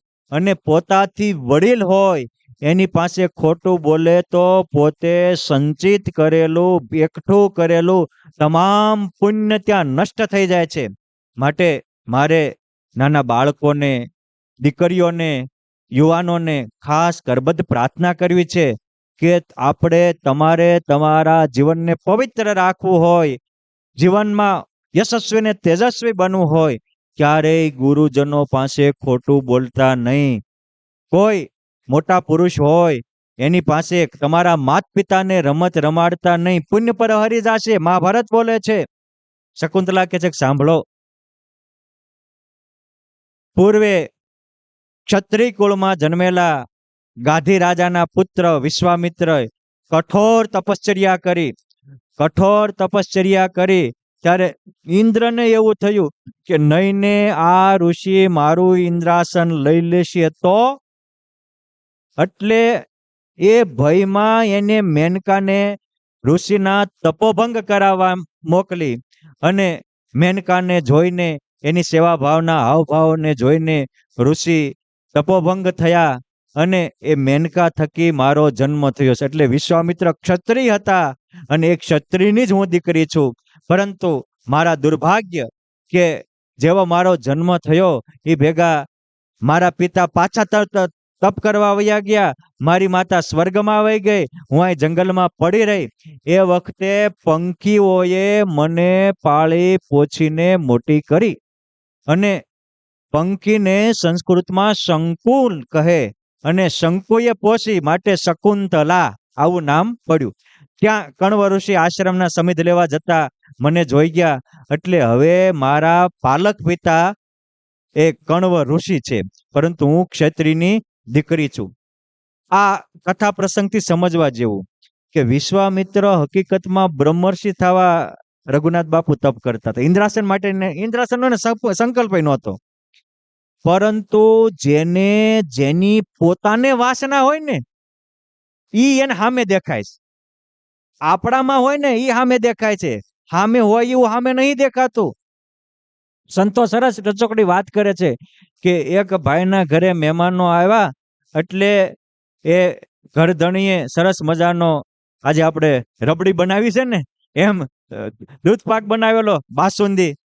હવે એ ખાવા બેઠા ત્યાં હારી માખ પડી, તે ઓલો ચમચી આમ કાઢતો જાય, તે આખો દૂધ પાકનો વાટક્યો ખાલી કરી નાખ્યો ને તો માખ ન ગઈ. પછી આમ ઉડાડીને ત્યાં ચશ્મા ઉપર માખી હતી, ઉડી ગઈ. એ માખ ચશ્મા ઉપર હતી ને દાંત દૂધપાકનો વાળી દીધો. એમ ભૂલ આપણામાં હોય છે અને વાંક આપણે કોકનો કાઢતા હોય છે. ઇન્દ્રાસનની વાસના ઇન્દ્રને છે, એટલે એને આ કોઈ ઋષિ મુનિઓ તપશ્ચર્યા કરતા હોય તો ત્યાં પણ દેખાય. યોગ સમ્રાટ ગોપાળાનંદ સ્વામી, કાલે મેં પંચમહાલની વાત કરી હતી, જાડી પ્રદેશમાં તપશ્ચર્યા કરતા. તે સંતો કે સ્વામી આ તો ધ્યાન કરવા જેવું છે. તો ગોપાળાનંદ સ્વામીએ 60 સંતોને 6 મહિના સુધી ધ્યાનમાં બેહારીને અક્ષરધામની બ્રહ્માનંદની પરમાનંદની અનુભૂતિ આપી. અને પોતે 60 રૂપ ધારણ કરી અને એ જાડી પંચમહાલ પ્રદેશના 60 ગામમાં સત્સંગ કરાવ્યો. પરંતુ સંતો ભજનમાં બેઠા તો ઇન્દ્રને એમ થયું કે નહીં મારું ઇન્દ્રાસન લઈ જશે તો. તે ગોપાળાનંદ સ્વામી હારે આવ્યો બોલો કે જેના સંકલ્પથી બ્રહ્માંડો સર્જાઈ જાય. ઇન્દ્રને જોઈને ગોપાળાનંદ સ્વામીએ જે શબ્દ વાપર્યો છે મૂળ ભાષામાં, મારે બોલવો નથી, પણ કે જા કે અમે તો સંકલ્પ કરીએ ને ત્યાં તારી જેવા લાખો ઇન્દ્રો ઉપજાવીએ, અમારે તારાની શું પડી હોય? અમે તો બાપ જેના રૂવાડામાં અનંત બ્રહ્માંડો, અનંત કોટી બ્રહ્માંડો પરમાણુની જેમ ઉડતા ફરે. રામાયણમાં લખ્યું છે કે બ્રહ્માંડની કાયા નિર્મિત માયા રોમ રોમ જાકો વેદ બધે, એના ઉપાસક છીએ. માટે અમારે આની ઈચ્છા નથી. આ વાત કહીને મારે એવું કહ્યું, ઘણીક વાર અમુકને ગાદી મળી હોય ને, ગાદી પછી પદ મળ્યું હોય, પછી એ ધારાસભ્ય હોય કે કોઈ નાની સીટ હોય, ગામનો સરપંચ હોય, આમ કોકને પૂછો તો મારે સરપંચ થવું નથી, તો ગામના લોકોએ મને બેહાર્યો છે, મારે થવાની ઈચ્છા નથી. પણ જો બીજાને બેહારે ને તો પછી ઓલાને હખત ન લેવા દે. એક પક્ષના હોય ને તો ઈર્ષ્યા કર્યા વગર ન રહે. હું કામ? વાસના છે પદની, અન્ય રહેવું છે, પણ એની જે પાત્રતા નથી કેળવી. બાપ, પાત્રતા કેળવો વગર કીધે લોકો તમને આદર થકી રાખી મૂકશે. માટે કુપાત્રને પદ અપાય નહીં, અને પાત્ર વાળા પાસે પદ જવા દેવાય નહીં. આ હંમેશા યાદ રાખવું. જો ભારતની ભવ્ય સંસ્કૃતિને પાછી લાવવી હોય તો આ શકુંતલા કે છે ખરેખર છું, તો દુષ્યંત કે છે કે મારું ચિત્ત તને જોઈને ક્ષોભ પામ્યું છે, આપણે લગ્ન કરીએ. કે દીકરીનો ધર્મ છે, બાપને પૂછ્યા વગર ક્યાંય કોઈ કાર્ય કરાય નહીં. આ તમામ દીકરીઓએ સમજવા જેવું છે કે મા બાપ રડતા હોય અને દીકરી ગમે ત્યાં ભાગી જાય, પછી મા બાપની હાય લાગે, અને પછી એ દીકરીઓ, અમે તો સાધુ સંતો છીએ, અમારી પાસે ઘણા અમુક એવા કેસ આવતા હોય, પછી એને આખી જિંદગી રોવું પડે. એ અમુક સમયે 2-5 મહિના પોતાના મા બાપને રડાવેલી દીકરીને એ પછી ત્યાં ગઈ હોય ને, અને ખબર પડી જાય કે હવે એના મા બાપના કોઈ નથી, એટલે ઓલા જે એને લઈ ગયા હોય, આ તો પ્રેમ છે ક્યારે, અને વાસના છે, વાસના ક્યારે હુકાઈ જાય કે ખબર ન પડે. પ્રેમ તો છે જ નહીં ને, તો વાસના મોહ છે ને, અને મોહ તો ગમે ત્યારે બદલી જાય. પછી નો સહી શકાય, નો રહી શકાય, ઘણી વાર તો એને જ આત્મહત્યાઓ કરવી પડતી હોય છે. માટે મા બાપને પૂછ્યા વગર દીકરીઓએ ક્યાંય ખોટી જગ્યાએ ફસાઈ જવું નહીં. એમાં દીકરીઓની સુરક્ષા છે. બીજી પોઈન્ટ આ મહાભારત બતાવે છે કે દીકરીઓ રજસ્વલા ધર્મમાં આવે પછી મહાન મા બાપે, દીકરી ભણે છે ને એટલે ભણતર બગાડશે. આ અંગ્રેજોએ નાખેલી વિકૃતિ છે, ભારતીય સંસ્કૃતિ નથી. માં જગદંબા સીતાના પણ 16 વર્ષે લગ્ન થયેલા છે. એટલે રજસ્વલા દીકરીઓ આવે અને પછી એના કોઈ સાથે સંબંધ જોડી દેવા. કેમ જે એ પુરુષમાં, યુવાનોમાં પુરુષાર્થન આવે, બહેનોમાં રજસ્વલા ધર્મ આવે, એટલે એના શરીરમાં બહુ જ પ્રકારના કુદરતી રીતે હોર્મોન્સ ઉત્પન્ન થતા હોય છે. એ વખતે તમે જો યોગ્ય જગ્યાએ સંબંધ જ બાંધ્યો, લગ્ન તમારે જ્યારે કરવા હોય ત્યારે કરજો, અને આણું જ્યારે લાવવા હોય ત્યારે લાવજો, પણ સંબંધ ચોંટી ગયા હોય ને તો ક્યારેય આજે અત્યારે લવ જેહાદ ને રેપના એ બધા કેસો બને છે ને, એમાં 60% ફેર પડી જાય છે. મેં આખું સર્વેક્ષણ કર્યું હતું, અમુક જે રજપૂત સમાજ છે એમાં આવા નહીવત કેસ બને છે. મેં રજપૂતોના આગેવાનોને આ બધું જ માર્કિંગ કરીને કહું છું, કારણ કે માત્ર પુસ્તક નહીં, ક્યારેક લોકોને પણ વાંચવા પડે, કેમ જે લોકોમાંથી જ ગ્રંથો થયેલા છે. એ સમાજમાં અમુક 15-17 વર્ષના દીકરા દીકરીઓ થાય એટલે સંબંધ કરી નાખે છે, અને એને કારણે એના દીકરા દીકરીઓ ભાગી જતા નથી, અથવા તો મા બાપ ઘરે હોય અને ટપુડો આવે, પગે લ્યો આશીર્વાદ દો, હું ટપોડીને લેતો આવ્યો છું, એવું નથી થતું. કારણ કે, અને તમે એવું માનતા હશો એ તમારી મૂર્ખાઈ છે કે અમુક સમય જાય અને છોકરાઓના સંબંધ કર્યા હોય તો એનું ભણતર બગડે, એ કેવળ મૂર્ખાઈ છે. કોઈ સત્ય હકીકત નથી. તમે માનવીના મનના સાયન્સને, મનોવિજ્ઞાનને જાણ્યું નથી. એ એક જગ્યાએ છે ને તો એક જગ્યાએ વૃત્તિ રહેશે ને, આમ સારા કામ સારા થશે, અને વિકૃતિ આવશે તો તમે એક જગ્યાએ નહીં કરો ને તો અનેક જગ્યાએ એની વૃત્તિઓ ભટકતી થઈ જશે, અને ઉલટાનો નપાશ થશે. માટે એ જે ખોટી વસ્તુ છે, વિદેશીઓનો ઓલું છે, વિદેશીઓને કોઈ ધર્મ જ નથી, ગધાડા કૂતરાનો હોય તેને હોય. તમે વિદેશીઓના ત્યાં મોટી ઉંમરે કહે છે ને, પણ એને લગ્ન થાય બીજે દી છૂટાછેડાય થાય, એ ભારતીય સંસ્કૃતિ નથી. માટે આ દુષ્યંત શકુંતલા કહે છે કે પિતાને પૂછ્યા વગર હું કાંઈ કરીશ નહીં. એ વખતે બ્રહ્માજીની પ્રેરણા થઈ કે આ નારદજી આવે છે અને સમજાવે છે કે આમ તો 8 પ્રકારના વિવાહ હોય, પરંતુ એમાં જે માત પિતાની સહમતિથી દીકરા દીકરીના લગ્ન થાય એ ઉત્તમ વિવાહ છે. બીજા બ્રાહ્મણ વિવાહ છે કે બ્રાહ્મણો જોઈ એને નક્કી કરી આવે, પહેલા બ્રાહ્મણોને મોકલતા હતા, એ બ્રાહ્મ વિવાહ છે, એ પણ સારા છે. ત્રીજા સંયમવર, આપણે કે દીકરીઓ કેટલાય રજવાડાઓને બોલાવી અને પછી એમાંથી અનેકમાંથી એકને પસંદ કરે, એને સાચવી શકે હોય એવાને, તો એ સંયમવર વિવાહ એ પણ સારા છે. ચોથા ગાંધર્વ વિવાહ છે. અને બીજા પિચાસ અને આસુરી વિવાહ, એનો સર્વતા વ્યવર્જ્ય છે, જે કોર્ટ મેરેજ કરી નાખે ને પિચાસ વિવાહ કહેવાય. એને ભારતીય સંસ્કૃતિ નિષેધ કરે છે. ગાંધર્વ વિવાહ માટે તમે ગાંધર્વ વિવાહ કરો, તમારે ત્યાં તમારા થકી બહુ ઉજ્જવળ ભવિષ્ય થનાર છે. પછી નારદજીની હાજરીમાં ગાંધર્વ વિવાહ થયા. અને એ વખતે આ દુષ્યંત કહે છે કે સાંભળ, આપણા લગ્ન થયા, માટે સુવર્ણ માલામ વાસાંસી કુંડલે પરિહાટકે સર્વમ રાજ્યમ તવાદસ્તો ભાર્યા મે ભવ શોભને. હે શોભને, તું મારી પત્ની થા તો હું તને સોનાની માળાઓ આપીશ, સોનાના વસ્ત્ર કરાવી આપીશ, સોનાના કુંડળ અને આખી હોનાથી તને મઢી દઈશ, અરે મારું રાજ્ય તને આપી દઈશ. પણ હે શોભને, તું મારી પત્ની થા. જો આ અમુક આમ મોહમાં આવી અને હું તને બધું આપીશ, હું તને બધું આપીશ, આવું કેવા માંડે ને, ત્યાં ફસાઈ ન જાવું, એ મોહાંધ છે. ત્યારે શંકુતલા કહે છે કે પિતા હિ મે પ્રભુ નિત્યમ દેવમ પરમ માતરમ યસ્ય વાદાસ્યતિ પિતા સમે ભરતા ભવિષ્યતિ. પિતા લગ્ન કર્યા છે, છતાં હે નારદ, મારા પિતાને કહી દો. કેમ છે? જેને મારા પિતા એ મારા માટે પરમાત્મા તુલ્ય છે. પિતા હિ મે પ્રભુ નિત્ય મારો ભગવાન છે, માટે ઈ જેને આપશે ત્યાં જ હું જઈશ.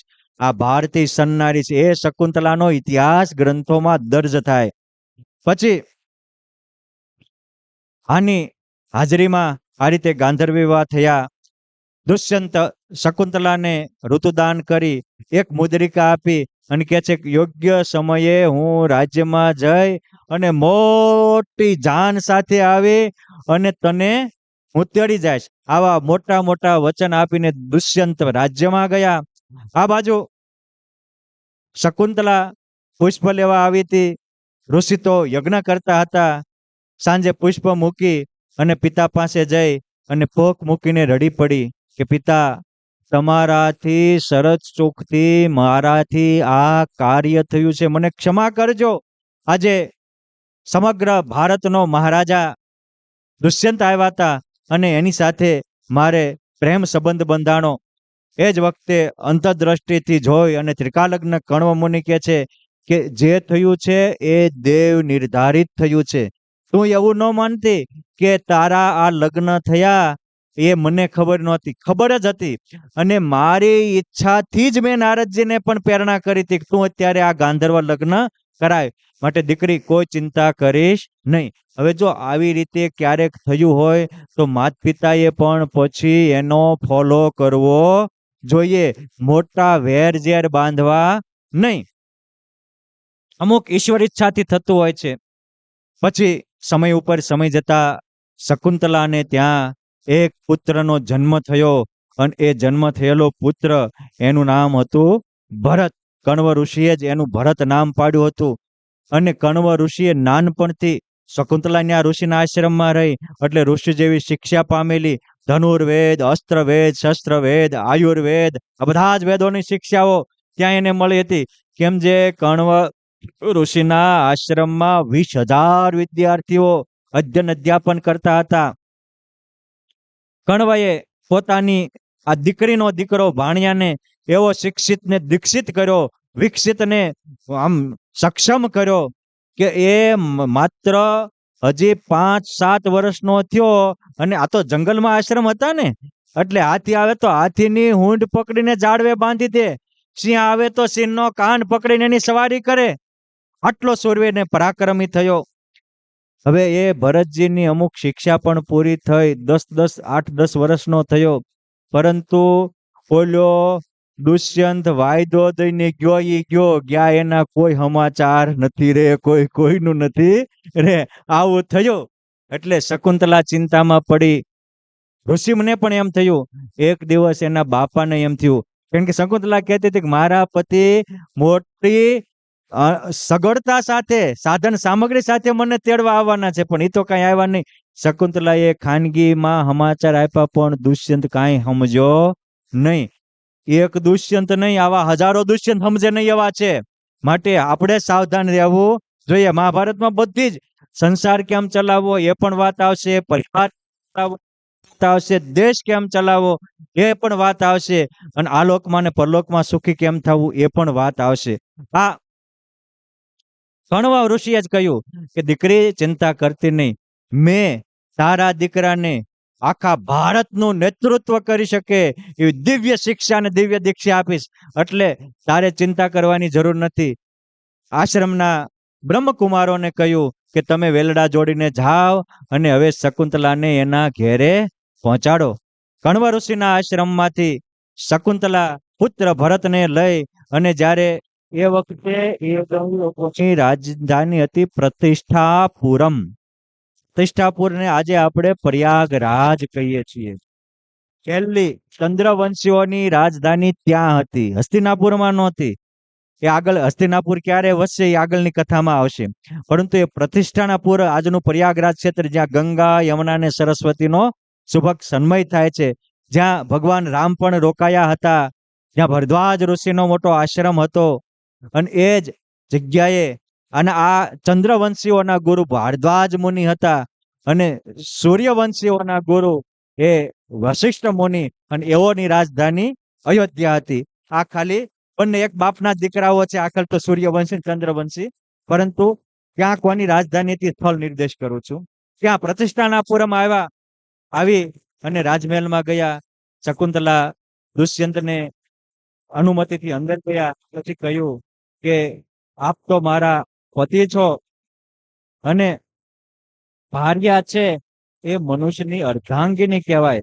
અર્ધમ ભાર્યા મનુષ્ય ભાર્યા શ્રેષ્ઠતમા સખા, ભાર્યા મૂલમ ત્રિવર્ગસ્ય ભાર્યા મૂલમ તરિષ્યતિ. શકુંતલા દુષ્યંતને ઉપદેશ આપે છે કે અને તમે જુઓ, ભગવાન ભોળાનાથ હોય તો એ અર્ધાંગીની એટલે માં જગદંબા પાર્વતી હોય. અહીંયા એ જ વાક્ય છે કે પત્ની છે એ પતિની અર્ધાંગીની છે, અને કામ પડે, સંગ્રામમાં લડવાનો વારો આવે તો દશરથ સાથે કૈકેયી લઈને એને દશરથ મહારાજાની વિજય કરાવી, માટે એની સખા પણ છે, શ્રેષ્ઠ સહાયની પણ છે, અને પતિ પત્નીના સંસારથી જ એ ત્રિવર્ગ કહેતા મોક્ષ પદને પામે છે. માટે ભવસાગર તરવાનો રસ્તો પણ સારી પત્ની જ છે. યો અન્યથા સંતતમ આત્માનમ અન્યથા પ્રતિપદ્યતે કિમ તેન ન કૃતમ પ્રાપમ ચિરેણ આત્મા પ્રહારિણી. જ્યારે આવું કહ્યું ત્યારે દુષ્યંત કે પણ તું આ ક્યાં આવી? તું તો ઋષિ કન્યા છો, હું ક્ષત્રિયનો દીકરો છું, મારા તો લગ્ન થઈ ગયેલા છે, મારે એવો કોઈ પત્ની હતી જ નહીં, અને આવું કાંઈ હતું જ નહીં. શકુંતલા કહે છે કે તમે વરદાન આપ્યું હતું, અને તકલીફ એ થઈ કે એને જ્યારે વરદાન આપ્યું ને ત્યારે જેમ હનુમાનજી મહારાજ માં સીતાને મળવા ગયા ત્યારે મુદ્રિકા આપી હતી, આ મુદ્રિકા દઈને ગયા હતા, પણ રસ્તામાં ગંગા સ્નાન કરવા ગયા ત્યાં ઓલી મુદ્રિકા હતી એ પડી ગઈ, માછલું ગળી ગયું હતું, એટલે હવે નિશાન ન રહ્યું, વર્ષોના વાણા વાઈ ગયા. એટલે કે છે કે અહીંયા એવું તો કઈ છે નહીં, તારી ઓલું હું. ત્યારે કે છે કે શકુંતલા આવેશમાં આવીને બોલવા માંડી છે કે મન્યતે પાતકમ કૃત્વા ન કિંચિત વેતિ મામેતિ વદંતી ચૈનમ દેવાશ્ચ યાવાનમ પુરુષાંતરઃ. હે દુષ્યંત, તું ક્યારે આવી ગયા? આવો સ્વામી. હે દુષ્યંત સાંભળ, તું તે દિવસે ગાંધર્વ વિવાહ કરીને મેં ના પાડી છતાંય મારી સાથે તે લગ્ન કર્યા અને વરદાન આપ્યું હતું કે હું તને સુવર્ણની માળા આપીશ, કિરીટ આપીશ, કુંડલ આપીશ, અને આજ ફરી જા છો. કે તો તું સાચી હો તો એના સાક્ષી લાવ. કે સાંભળ, ગાંધર્વ વિવાહમાં તો આપણે બે હતા, ત્રીજા નારદ ઋષિ હતા, એ તો અત્યારે અહીં છે નહીં. પણ યાદ રાખો, સત્યના સાક્ષી સમગ્ર બ્રહ્માંડ થાય છે. પરમાત્મા એની સાક્ષી હતા, દેવરાજ ઇન્દ્ર એની સાક્ષી હતા, ઋષિ મુનિઓ એની સાક્ષી હતા, હું ને તમારો આત્મા, એ આત્મા બ્રહ્મ છે, બ્રહ્મ પણ સાક્ષી હતા. હે બ્રહ્માંડાધિપતિ, આ ફરેલા નપુંસક રાજાને મારી સાક્ષી આપો. આવું નપુંસક પણ શબ્દ બોલી ગયા શકુંતલા. કારણ કે જ્યારે માણસને એક વિશ્વાસઘાત કરે ને, ત્યારે વેદના, એ તો એને જેને વિશ્વાસઘાત થતો હોય ને એને એની વેદનાની ખબર હોય.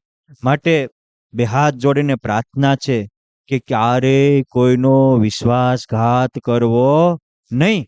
ભગવાન સ્વામિનારાયણે શિક્ષાપત્રીમાં પણ લખ્યું છે કે વિશ્વાસઘાતો નો કાર્યા, વિશ્વાસઘાત કરવો નહીં, અને પોતાના સ્વાર્થની સિદ્ધિ માટે કોઈના ઉપર મિથ્યા અપવાદનું આરોપણ પણ ન કરવું. અને વિશ્વાસઘાત કરનાર અને મિથ્યા અપવાદને આરોપણ કરનારને જમદૂતો પણ નથી સાચવતા, એટલો એ ક્રૂર બને છે. કે છે યદિ મેં યાચમાનાયામ વચનમ ન કરિષ્યતિ દુષ્યતમ સતતા મૂર્ધા તસ્ય અદ્ય સ્ફુટયતિ. મારો કહેલું નહીં માન તો હે દુષ્યંત, તારા માથાના 100 ટુકડા થઈ જશે. હે દેવતાઓ, તમે સાક્ષી પૂરો. અને એ જ વ્યક્તિ આકાશમાં મોટો ધડાકો થયો, આકાશવાણી થઈ, અને આકાશવાણીએ કહ્યું કે સાંભળ દુષ્યંત, આ ઋષિની કન્યા છે અને એ કહે છે સત્ય છે. તારી એની સાક્ષી અમે પણ આપીએ છીએ, બ્રહ્માંડના દેવો પણ આપે છે. અને તે એને સુવર્ણ મુદ્રિકા આપી હતી, નંગ જડિત. આલે આ તારી સુવર્ણ મુદ્રિકા, એમ કે આકાશમાંથી સુવર્ણ મુદ્રિકાનો ઘા થયો. અને એ જ વખતે દુષ્યંત કહે છે કે હે શોભને, મારી ભૂલને ક્ષમા કરજે. હું તારા પ્રત્યે કટુ વચન બોલ્યો તો ક્ષમા કરજો. ખરેખર તું મારી ભાર્યા છો. શકુંતલા કહે છે કે તમે જાણતા હતા, આવું કેમ બોલ્યા? ત્યાં કે જો તું મારી પત્ની છો એ મને ખબર છે, પણ આપણા ગાંધર્વ વિવાહ થયા હતા આ રાજ દરબારમાં, અને સમગ્ર ભારતવાસીઓને ખબર નથી કે આ શકુંતલા પણ દુષ્યંતની પત્ની છે. હું સીધી તને સ્વીકારી લઉં તો મારા રાજ ધર્મને હાનિ પહોંચે, હું કર્તવ્ય ભ્રષ્ટ થાવ. અને લોકો એમ કે રાજા ગમે એ ઋષિ કન્યા લઈ આવે, આપણે લઈ આવવામાં વાંધો નહીં, પણ હવે આખા દેશના નગરજનોની સામે દેવોએ સાક્ષી પૂરી, આ મારી સોનાની મુદ્રિકા આવી. માટે હવે બધાને ખબર પડી કે ના, રિયલિટી દુષ્યંત મહારાજાએ શકુંતલા સાથે કાયદેસર ગંધર્વ વિવાહ કર્યા હતા, અને આ પુત્ર એ મહારાજા શકુંતલા અરે દુષ્યંત નો જ છે. એટલે તને અને તારા પુત્રને એક મહારાણી જેવા યશ માન સન્માન સાથે અમે રાખી શકીએ, એવા હેતુથી મેં પહેલા ના પાડી હતી. પછી બંને ભેગા થયા, પરસ્પર આલિંગન કરી અને કહ્યું કે હું બોલી હોય હું ભૂલી જાઉં, તમે બોલ્યા હોય તમે ભૂલી જાઓ. બસ, એટલે આ ભૂલતા શીખજો. ભૂલવું એ પણ એક મોટું ફળ છે, એ સુખી થવાનું સાધન છે. ભૂલી જવું એ, હા, અમુક તો એવા હોય ને બટુક બાપા, ન ભૂલવાનું હોય ને, હારે આખી જિંદગી મગજમાં રાખે. એ છોકરાના દીકરાના લગ્ન થતા હોય ને, અમે નાના હતા ને ત્યારે આવું હતું. મને ગામ નામ ને બધું વિધિ સાથે બધાના મગજમાં નામ છે, પણ બોલું છું ખાલી અનામી. એ જયંતિના લગ્ન હતા અને એના કુટુંબીજનો રિહાણા, એમાં ડોસ્યું. એ કે ખબર છે 10 વર્ષ પહેલા તું આપણે સીમે શેઠે ખોદતા તેથી હું બોલી હતી. એટલે આ ગાંડીની 10 વર્ષ પછી કેટલું સારું બોલ્યું, સારું યાદ રાખ ને. આ બાપ ક્યારેક કોકે કડવા વચન કીધા હોય તો શાંતિની જિંદગી જીવી હોય તો ભૂલી જાજો, અને આવા મહાભારતના અમૃત જેવા વચનને યાદ રાખજો, અમર પદ આપી દેશે. સાચાનો સ્વીકાર કરો અને ખોટાને નિગ્લેક્ટ કરો. કે છે કે આપણે ભૂલી જાવી. અને પછી એ કે છે કે સાંભળો, નાસ્તિ સત્ય સમો ધર્મો ન સત્યાત વિદ્યતે પરમ નહીં તદિતિ તમ કશ્ચિત નાનૃતાદિહ વિદ્યતે. હે શકુંતલા, હે રાજાઓ, આખી મંત્રીઓને સભાખંડને ઉદ્દેશીને હવે દુષ્યંત રાજા રાજધર્મ સંભળાવતા કહે છે કે સત્ય સમાન બીજો કોઈ ધર્મ નથી. ન સત્ય સમ નહીં પાતક પૂંજા, સત્ય જેવું કોઈ સત્ય નહીં, દૂસરો ધર્મ ન સત્ય સમાન, સત્ય સમાન બીજો ધર્મ નથી. અને અસત્ય સમ નહીં પાતક પૂંજા, ખોટું બોલવા જેવું કોઈ મોટું પાપ નથી અને સાચું બોલવા જેવું કોઈ પુણ્ય નથી. મહાત્મા ગાંધીજી કહેતા હતા કે મેં હરિશ્ચંદ્ર રાજાનું આખ્યાન એક વાર સાંભળ્યું છે, પરંતુ હૈયામાં 1000 વાર ભજવું છે, એટલે હું સત્યના પંથથી ક્યારેય વિચલિત થતો નથી. એમ આ દુષ્યંતને શકુંતલાનું, અયાતિ અને દેવયાનીનું આ આખ્યાન આપણે એકવાર સાંભળશું, 1000 વાર હૈયામાં ભજવશું, ત્યારે એના જેવી પ્રતિભા આપણામાં આવશે, એના જેવી દિવ્ય ગુણો આપણામાં અવતરિત થશે. અહીંયા કહે છે કે ન અસત્યાત વિદ્યતે પરમ, અસત્ય જેવું પરમ પાપ કોઈ નથી, માટે ક્યારેય લોકોએ ખોટું બોલવું નહીં.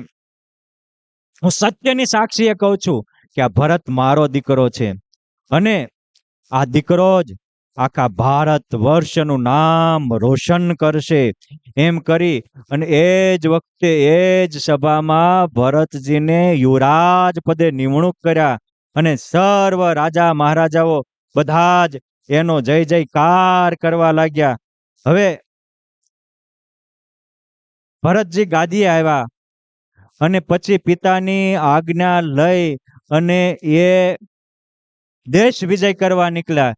ક્યાં સુધી ભારત વિસ્તાર્યું? તો મહાભારત એવું લખે છે કે ઉત્તરમાં હિમાલય અને દક્ષિણમાં સમુદ્રના કિનારા, જેટલા હિન્દ મહાસાગર ને પેસિફિક મહાસાગરના કિનારાની અંદરના જેટલા જ્યાંથી વાહન વ્યવહાર થઈ શકે છે, ભલે પ્લેન હોય પણ હાલીને જઈ શકાતા, આ બધા દેશો એટલે કે મ્યાનમાર, ભૂટાન, નેપાળ, શ્રીલંકા પણ હતું ભારતમાં, એ ચીન, એ બોર્ડર આપણે જે બધી હોય છે ને એ બધા, પછી આ બાજુ આ Bangladesh, Afghanistan, Pakistan, Iraq, Iran, Israel, Egypt, Cambodia, Myanmar, Syria, આ બધા દેશો ભારતના અંદર હતા.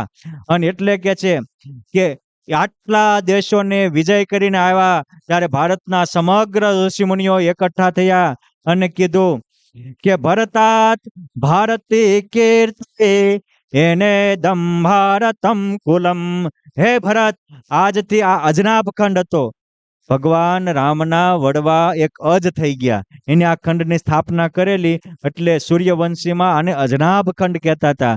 પણ ચંદ્રવંશમાં આવા પરાક્રમી ભરત થયા એટલે કે છે ભરતાત ભારતી કીર્તિ. હવે આ આખો દેશ ભારત ખંડ કહેવાશે, આને જ મહાભારત કહેવાશે. અને સાંભળો, હવેથી તમારા વંશમાં જે કોઈ જન્મશે એ પણ ભારતના કુળના કહેવાશે. આપણે બધા જ તમારા દેશમાં જન્મી, આપણે બધા જ ભારતના કુળના છીએ. એ જ્ઞાતિ પાતિના વાડામાંથી મુક્ત થાવ, એક કુળમાં આવી જાઓ. મહાભારત આજ ગરજી ગરજીને કે છે અપરે એ ચ પૂર્વે વે ભારતા એતે વિશ્રુતા. એ પૂર્વે થઈ ગયા, એ કોણ કહેવાય છે?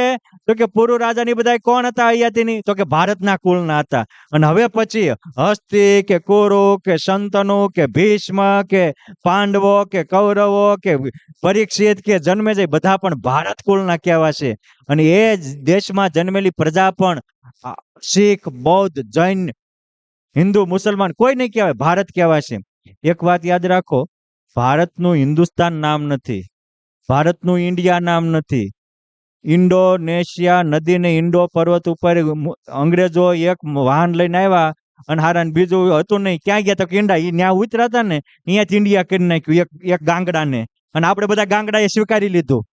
હવે આપણે મૂળ ભારત ઉપર આવવાની જરૂર છે. ભારત વચ્ચે સિંધુ નદી વહેતી હતી અને મુસ્લિમો હ બોલી શકતા, સ ન બોલી શકે, એટલે એ સ ને હ બોલે. એટલે ક્યાં ગયા તો કે હિન્દુ ખાતે, હિન્દુ ખાતે, હિન્દુ ખાતે. હિન્દુ ખાતે ને જગ્યાએ હિન્દુસ્તાન. હિન્દુસ્તાન પણ ભારતનું મુસલમાનોએ નામ આપેલું છે. ભારત એ આપણા ઋષિ મુનિઓનું આપેલું નામ છે. અને એટલે કે છે કે ભરતાત ભારતે કેરતે હે એને દમ ભારતમ કુલમ. અને એ ભારતમાં જન્મેલા બધા જ ભારતના કુલના છે. માટે આપણે બધા જ નાના મોટા વય મનુષ્ય ભૂલી અને એક મના થઈ અને ભગવાનને રસ્તે આગળ વધીએ તો પરમાત્મા આપણા ઉપર ખૂબ જ પ્રસન્ન થાય. વાલા ભક્તો, આ ભરતજીના લગ્ન સુકન્યા સાથે, 3 કન્યા સાથે થયા હતા અને એમાંથી એમને 10 દીકરાઓ થયા હતા. પરંતુ આ ભારત એવો છે કે અધિકારીને યોગ્ય પદ આપે અને જ્યારે માણસ અનધિકારીને યોગ્ય પદ આપવા માંડ્યા ત્યારે ભારતનું બુદ્ધિધન વિદેશમાં વયું ગયું છે. ગરીબોને સહાય કરવી એ રામા અવતાર વખતથી છે. રાજાઓનો ધર્મ છે ગરીબોને સહાય કરવી. પણ અનામત કે ઓબીસીના નામે 35% વાળો વકીલ થાય અને 90% વાળો ભટકે એ ભારતની પતનની નિશાની છે. ભારતનું આવું શિક્ષણ ન હોવું જોઈએ. આ ભારત એ છે કે જ્યાં યોગ્ય વ્યક્તિને યોગ્ય અધિકાર મળે. આ ભરતજીને 10 દીકરા હતા પણ એને યોગ્ય અધિકાર નહોતો એટલે કણવ ઋષિ પાસે ગયા અને કહે છે કે મારે દીકરા 10 છે. ઋષિ, હું તો તમારી શિક્ષા પામીને અહીંયા ભારતમાં આવેલો છું, આ રાજ કરું છું. માટે અમારા રાજાના 3 ધર્મ હોય. 1, પ્રજાને ન્યાય આપવો. 2, પ્રજાનું પુત્રવત પાલન કરવું. અને 3, અમે ગયા પછી પણ પ્રજાને દુખી ન કરે, યોગ્ય વારસદાર આપવો. હવે મારે યોગ્ય વારસદાર નિમવાનો સમય આવ્યો છે. ઋષિ, તમે કોઈ હું કરું. ત્યારે કહે છે કે તે તારી જાતને જીતી નથી. દેશ વિદેશ જીત્યા, તે દેશની બોર્ડર વધારી પણ તારા દિલની બોર્ડર ટૂંકી કરી છે. માટે હે ભરત, આત્મ નિરીક્ષણ કર, અંદરથી ઉત્તર આવશે. હવે પછી એ ભરતનું આત્મનિરીક્ષણ એટલું મજાની વસ્તુ છે. એ આજને આજ કહી દેશું ને તો મજા નહીં આવે. એ કાલે